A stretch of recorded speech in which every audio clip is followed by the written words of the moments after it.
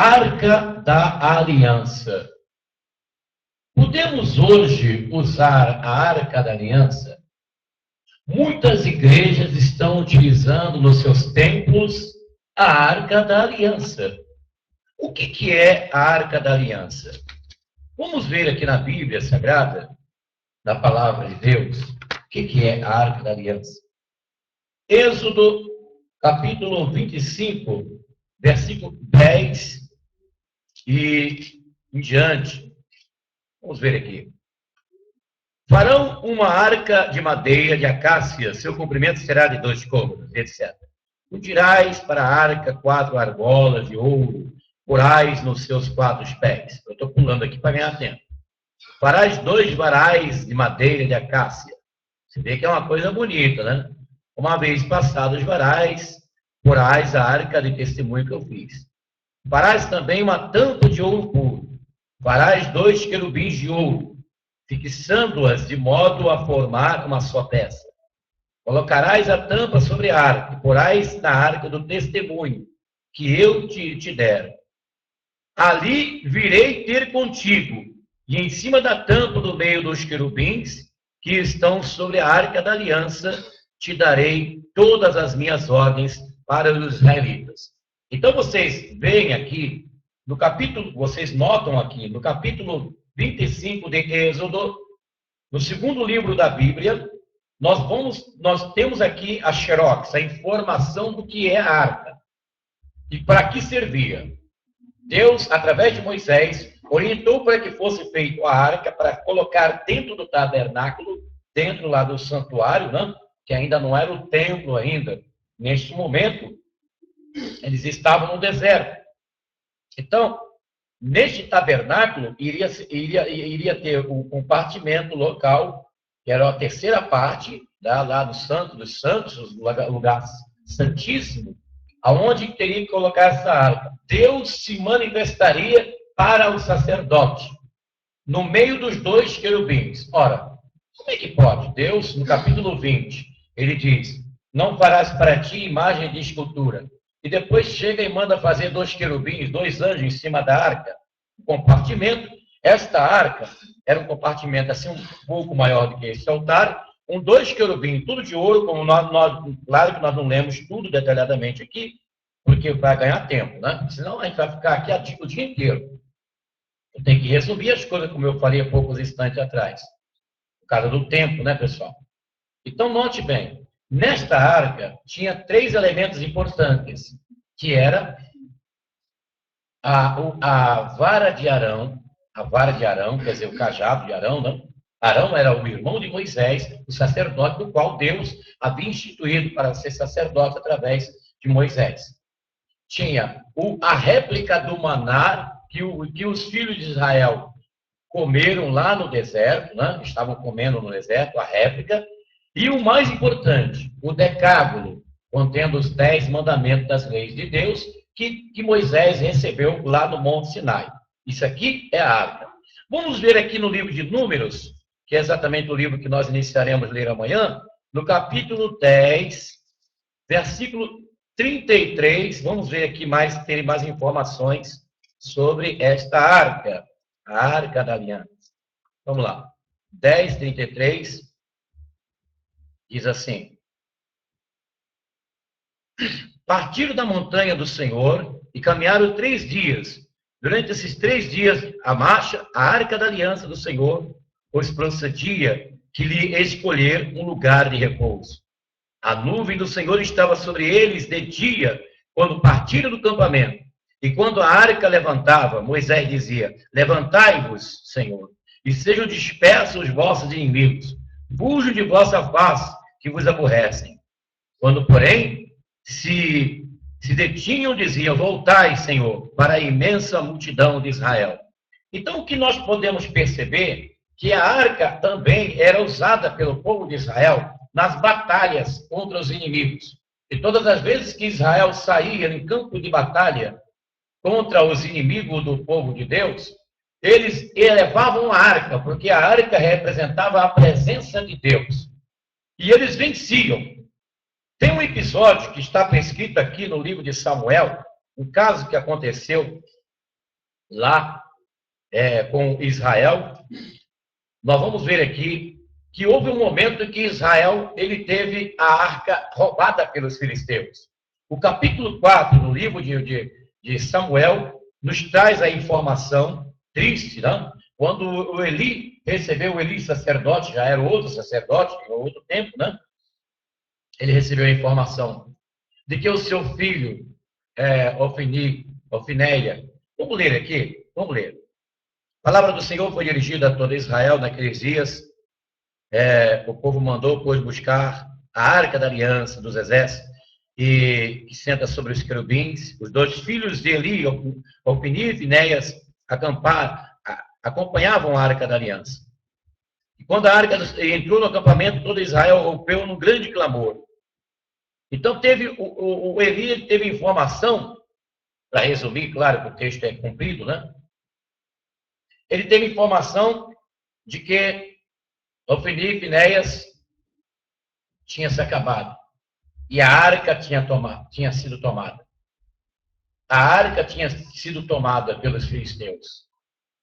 E essa notícia, o sacerdote caiu, bateu com a cabeça no chão e morreu. E uma das mulheres do filho do sacerdote, deixa eu ver aqui qual é o desses filhos, teve um desses filhos aqui que a mulher estava grávida. E aí, naquele momento, naquele instante que aconteceu este episódio da arca ter sido tomada pelos filisteus, essa mulher deu à luz. E aí, deram o nome dessa criança Icabod, que quer dizer, foi-se a glória de Israel. A arca da aliança para a nação de Israel era a glória, a representação da glória de Deus. E neste momento aqui, no segundo registro, no capítulo 4 de 1 Samuel, a arca foi levada pelos filisteus. Na sequência do texto, no capítulo 5, você vai ver que eles colocaram, zombando do Deus de Israel, eles levaram a arca para frente de um Deus chamado Dagon, o Deus dos filisteus. Mas a Bíblia nos informa que teve um momento que aquela imagem de muitos metros de altura caiu, se espatifou. E os filisteus ficaram perturbados com aquilo, porque nunca tinha acontecido aquilo. Imagine a imagem do Cristo Redentor no Rio de Janeiro cair, a chamar a atenção do mundo inteiro. A imagem do Padrinho Cícero lá, do Juazeiro do Norte, ela cair, não vai chamar a atenção? Então a imagem do Dagon era uma imagem muito bem construída, muito bem feita, com a arquitetura, com a engenharia bem feita, bem firmada, de pedra. Não tinha como aquela imagem cair. Mas quando os filisteus levaram a arca do povo de Deus, a arca da aliança, para frente do Deus Dagon, a Bíblia diz que o Deus Dagon, a imagem do Deus Dagon dos filisteus, caiu e perturbou os filisteus ao ponto de eles entregarem de novo a arca para os filhos de Israel. A Bíblia nos conta aqui no livro de 2 Crônicas, no capítulo 35, versículos de 1 a 6, nos traz a informação da última menção na Bíblia da arca de Israel. Vamos lá. Versículo 1, Josias, vamos lá. Josias celebrou em Jerusalém a Páscoa e a honra do Senhor, e molaram essa Páscoa no 10º dia do primeiro mês. Estabeleceu os sacerdotes e disse aos levitas: instruíram todo Israel que estavam consagrando ao Senhor, depositai a arca santa no templo construído por Salomão, filho de Davi, rei de Israel. Já não precisa mais transportá-las nos vossos ombros. Ela está agora ao serviço do vosso Deus. E dispõe de vós conforme a ordem das vossas famílias.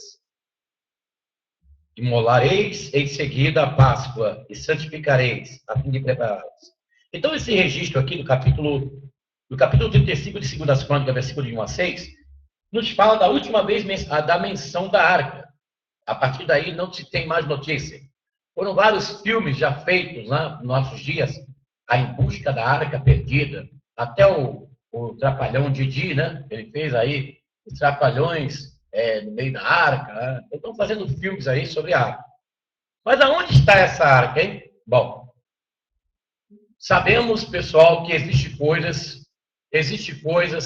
porque tudo que Deus faz, tudo que acontece, pessoal, É por determinação de Deus? É por determinação de Deus ou por permissão dele? Isso que eu falei agora é importante, guarde isso aí. Tudo o que acontece na natureza e na nossa vida acontece por determinação de Deus ou por permissão dele. Então nós não sabemos se Deus determinou o sumiço da arca ou se ele permitiu o sumiço da arca. Isso nós não sabemos. Porque as coisas reveladas são para nós, nossos pais, nossos filhos, como diz a Bíblia no capítulo 29, versículo 29 de Deuteronômio. E as coisas ocultas são para Deus. Então você não sabe onde está a arca. Ninguém sabe. Aliás, nós não sabemos se tem alguém que sabe. Nós não sabemos se Deus determinou o sumiço da arca. Mas agora, o que acontece? Os filmes que começaram a ser produzidos por Hollywood, e até mesmo as produções brasileiras, fazendo filme falando sobre a arca da aliança, essa arca, em busca da arca perdida e etc. Agora, as igrejas, algumas igrejas estão colocando dentro dos templos a arca da aliança. As pessoas levam a arca dentro, carregam a arca dentro com querubim, desenho, a réplica da arca, e faz aquela homenagem como se fosse algo importantíssimo. Isso é certo? A igreja dos nossos dias, na dispensação da graça, trazer um objeto lá do passado, está certo isso? Vamos para a Bíblia. Vamos aqui ler o capítulo 42, versículo 8 do livro do profeta Isaías. Vamos lá. Eu sou o Senhor, esse é o meu nome. E a ninguém cederei a minha glória, nem a ídolos a minha honra. Deus não permite em forma, em hipótese nenhuma, que nós façamos nenhum culto a objeto nenhum. Deus proíbe isso terminantemente na Bíblia. Não adianta ninguém querer usar argumentos filosóficos, teológicos, porque se nós pudéssemos trazer a arca do concerto para fazer veneração, para fazer reverência, se nós pudéssemos fazer isso, então vamos trazer também a serpente que Moisés levantou lá no deserto, que teve um momento que o povo de Israel, por causa da murmuração, começaram a murmurar, eles começaram a murmurar e os israelitas começaram a morrer. Moisés recorreu a Deus e Deus então mandou que Moisés fizesse uma serpente de metal e colocasse numa haste para que o povo, ao olhar, aqueles que estavam picados pela serpente, ao olhar e fossem curados. Por isso que você vê no livro do Evangelho segundo escreveu São João. Assim como Moisés levantou a serpente no deserto, assim importa que o Filho do Homem seja levantado. Essa palavra está indicando o quê? Maldição. Se hoje eu pegasse uma serpente, até apareceu um pastor evangélico nos Estados Unidos, ele estava fazendo culto com a serpente, passou no Fantástico. Ele estava fazendo culto com a serpente nas mãos. E teve um momento fatal que essa serpente estava viva lá, mordeu o pastor e o pastor morreu. Misericórdia! Estão levando serpente para dentro do templo como se fosse um paganismo. E agora estão levando a arca do concerto. Bom, a arca, por que a igreja não pode? Por que nós hoje não podemos trazer a arca para dentro da igreja, para as nossas cerimônias, para as nossas celebrações? Por quê, pessoal? Porque nós não estamos mais, em primeiro lugar, porque nós não estamos mais na dispensação da lei. Outra situação. A quem Deus orientou para que ele fizesse a arca? O povo de Israel. Porque Deus ele tem três direções na Bíblia. Ele tem três direcionamentos na Bíblia. Ele dirige aos gentios, aos pagãos. Ele fala com a sua igreja, que somos nós, e fala para Israel. A grande parte que Deus falou, está aqui no pretérito verbo, passado, on the past, Deus falou para Israel. Hoje, ele fala conosco, vai ser para a igreja, para o mundo e para a igreja através do seu Filho Jesus. Ele falou através dos profetas, como diz Hebreus capítulo 1. Então, a ordenança da arca não foi para a igreja, foi para Israel no passado. Esse é o primeiro motivo. Essa é a segunda razão. Agora, a terceira razão, por que nós não podemos usar a arca? Ou no dia de hoje? Porque nós estamos no novo pacto, no Novo Testamento. Vamos lá para Lucas, capítulo 22, versículo 20. Vamos aqui para Lucas. A Bíblia, pessoal, a Bíblia. Vamos lá. Lucas 22 e 20. Que não deu tempo de marcar aqui na Bíblia, porque é muita correria, muita coisa. Do mesmo modo, tomou também o cálice, depois de cear, dizendo: este é o cálice da nova aliança em meu sangue, que é derramado por vós. Capítulo 22, versículo 20 de Lucas. Do mesmo modo, tomou também o cálice, depois de cear, dizendo: este é o cálice da nova aliança em meu sangue, que é derramado por vós. Ora, se hoje nós estamos numa dispensação diferente da dispensação da lei, hoje nós somos igreja, não somos Israel. Dentro do contexto bíblico, somos considerados como Israel de Deus num aspecto, no sentido analógico da analogia, da comparação de sermos lutadores, como foi, né? Como foi Jacó, aquele que luta com Deus, Israel. Mas nós não somos nação de Israel, nós somos igreja. Então a igreja, ela não recebeu de Deus o compromisso da arca da aliança. O nosso pacto com Jesus, com Deus agora, através de Jesus Filho, através do sangue do Senhor. Como diz aqui Lucas capítulo 22, versículo 20. Nós teríamos uma porção de referências, mas eu quero ler aqui Hebreus. Hebreus, aqui no capítulo 8. Vamos lá. Capítulo 8 de Hebreus, né? Que beleza, né, menino? Glória a Deus. A palavra de Deus é tremenda. Ela é penetrante como espada de 2 gumes, que penetra a divisão da alma. Vamos lá. Capítulo 8, versículo 12 e 13. Eu lhes perdoarei as suas iniquidades, e já não me lembrarei de seus pecados. Se Deus fala de uma aliança nova, é que ele declara antiquada e precedente. Ora, o que é antiquado é envelhecido, está certamente fadado a desaparecer. Gente, nós não podemos usar nada do passado. Vamos supor que isso não é difícil acontecer. Pode aparecer no Brasil, por exemplo. Eu vou dizer Brasil, porque nós estamos aqui no Brasil. Que no Brasil está aparecendo tantas coisas, como a arca da aliança dentro das igrejas. Vamos supor que apareça um pastor ou um padre que faça sacrifícios de cordeiro. Olha, agora vocês, para receber o perdão do pecado, vocês vão pegar o cordeiro, um animal, comprar um cabrito e vem aqui sacrificar aqui. E eu vou cobrar R$1.000 pelo sacrifício. Isso que eu falei agora pode acontecer. Pode acontecer de aparecer um padre, um pastor no Brasil e começar a fazer sacrifícios, pessoal. Como fazia o povo de Israel no passado, como está escrito no livro de Levítico, holocaustos de animais. Não é para você estranhar. Mas isso é sério? Não. Porque hoje nós estamos na dispensação da graça, hoje nós somos igreja, e hoje é outro pacto que Deus fez. Então o escritor aos Hebreus diz, eu vou repetir o versículo. Se Deus fala de uma aliança nova, é que ele declara antiquada e precedente do passado. Ora, o que é antiquado e envelhecido está certamente fadado a desaparecer. Nós não podemos colocar a arca dentro da igreja, porque dentro da arca tinha o quê? A lei. E a lei, a palavra de Deus mostra que a lei condena o homem ao pecado, à morte. A lei é a condenação. A lei é morte, como diz Paulo na Epístola aos Romanos. A Epístola de Paulo aos Romanos explica.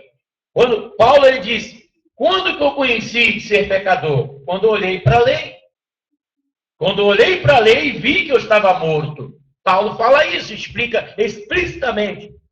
Então, se você for colocar os pingos no i, porque o que tem que... Se está colocando a arca dentro dos templos, então dentro da arca tem a lei que condena, que leva o homem à morte.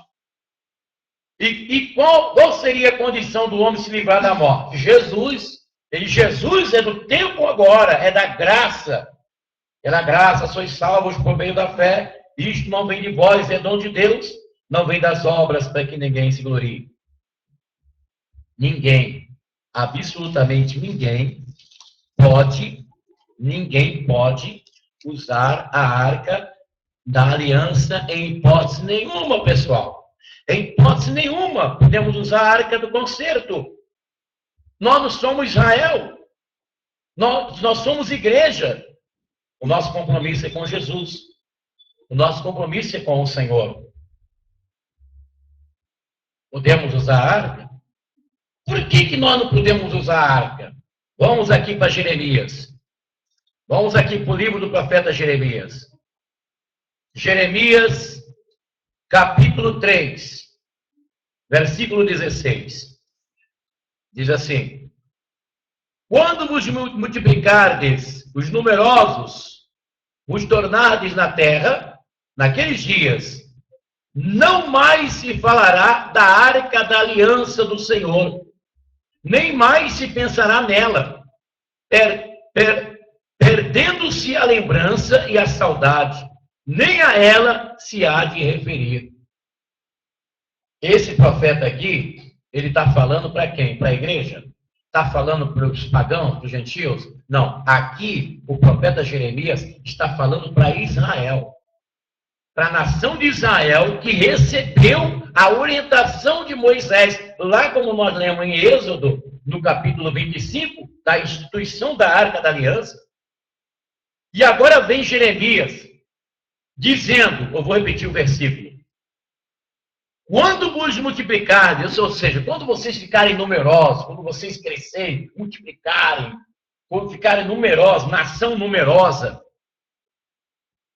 e vos tornardes na terra, naqueles dias, diz o Senhor, não mais se falará da arca da aliança do Senhor, e nem mais se pensará nela, perdendo-se a lembrança e a saudade, nem a ela se há de referir.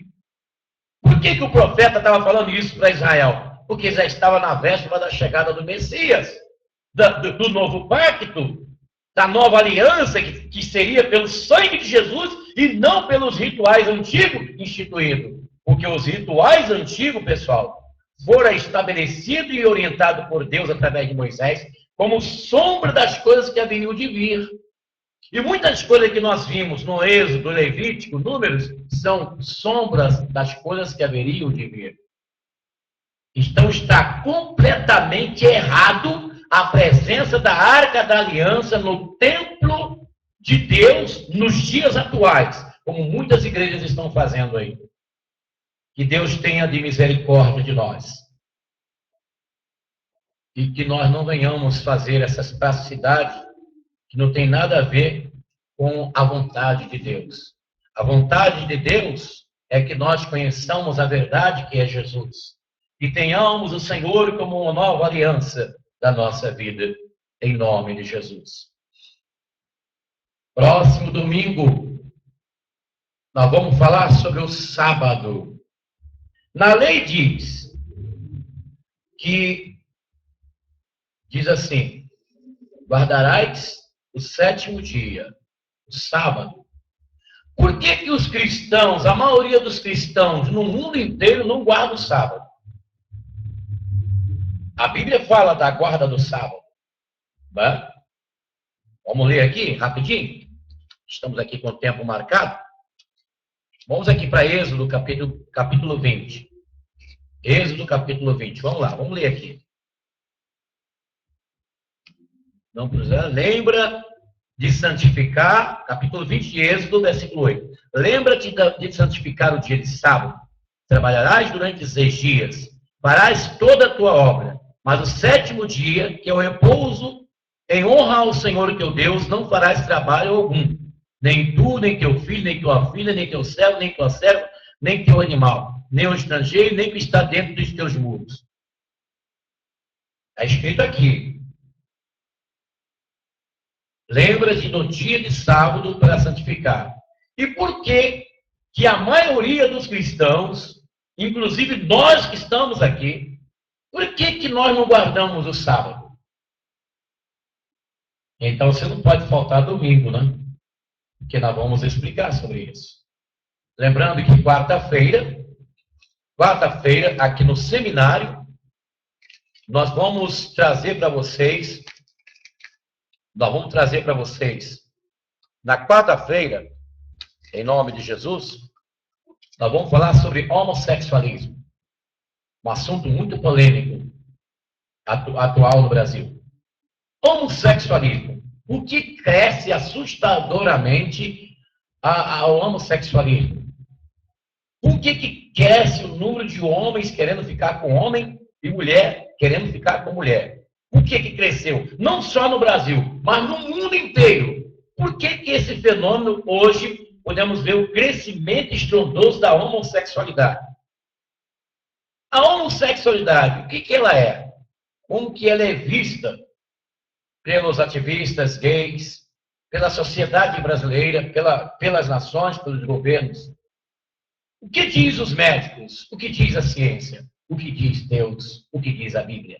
Quarta-feira vamos falar sobre homossexualismo. Temos que conhecer o que é para aprender a lidar socialmente com os homossexuais. Porque a grande parte dos homens estão se tornando homossexuais. Que fenômeno é esse? E na sexta-feira, na continuação do exorcismo da mente, nós vamos trazer para vocês a diferença que há entre um paranormal sensitiva para psicólogo, uma pessoa sensitiva, e para uma pessoa possuída por uma entidade. Qual é a diferença que há entre uma pessoa que a mente é usada por outra mente, por uma entidade espiritual, e a pessoa que usa a mente? A diferença do sensitivo, da pessoa sensitiva, por uma pessoa possuída. A diferença entre opressão e obsessão. Sexta-feira, 9, 13 e 18 horas. Tá bem? Em nome de Jesus. Essa é uma transmissão diretamente do Santuário Iavé de Santo Amaro, São Paulo, capital, e fica localizada na rua Desembargador Bandeira de Melo, número 513, no centro de Santo Amaro. Eu sou o Bispo Afonso Querubim, eu estou no plantão espiritual de atendimento. Você pode entrar em contato conosco pelo telefone 2597-6926, 2597-6926, prefixo 11, São Paulo. Você pode também mandar o e-mail para missãoiavé@gmail.com, missãoiavé@gmail.com. Eu quero dar o meu abraço às pessoas que estão nos prestigiando, que estão aí acessando os vídeos, né? Queria que você colocasse aí um parecer, dar um xizinho aí, dar um apoio para nós, para divulgar o vídeo da Missão Iavé pela internet. E depende disso, né? Depende muito mais dessa sua participação aí, do seu parecer, do seu comentário sobre os vídeos que nós estamos postando aí na internet. Eu quero dar um abraço ao pessoal do Orkut, pessoal do Google, que estão aí, os amigos do Google, pessoal do YouTube principalmente, né? Que estão nos prestigiando, e o pessoal do Facebook. Um abraço a todos os segmentos da internet onde nós estamos. Eu quero dar um abraço a você. Nosso muito obrigado por você estar participando conosco, ouvindo aí a palavra de Deus para abençoar a sua vida, e a todos os irmãos católicos, evangélicos que estão participando conosco aí, ouvindo a palavra de Deus, né? Em nome de Jesus. Porque é a palavra de Deus que está sendo ministrada aqui para o coração. No dia de hoje nós falamos sobre a arca, mostrando o porquê que não se pode usar a arca no tempo atual, no tempo que nós estamos. Deus nos abençoe, que o Senhor vos abençoe e vos guarde. Que o Senhor faça resplandecer o seu rosto sobre ti e tenha misericórdia de ti. Que o Senhor sobre ti levante o seu rosto e te dê a paz. Até o próximo encontro. A qualquer momento eu vou estar por aqui trazendo para você a palavra de Deus, o amor de Deus para o seu coração, para a sua vida. Deus te abençoe. Nós vamos prosseguir por aqui a transmissão através da